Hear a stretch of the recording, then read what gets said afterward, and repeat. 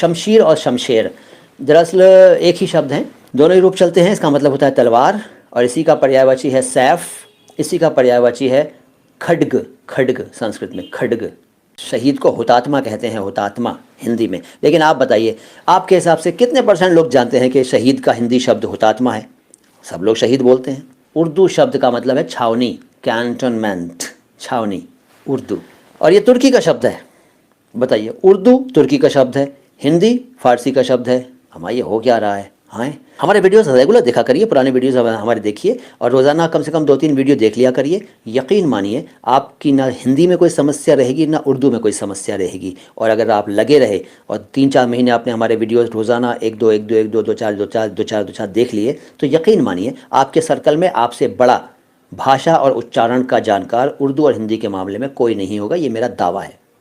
अब आजमा के देख लीजिए मेरी बात को। तो सर जी, माजी के मीनिंग बताइए। माजी का मतलब है भूतकाल, यानी कि अतीत, गुजरा हुआ समय।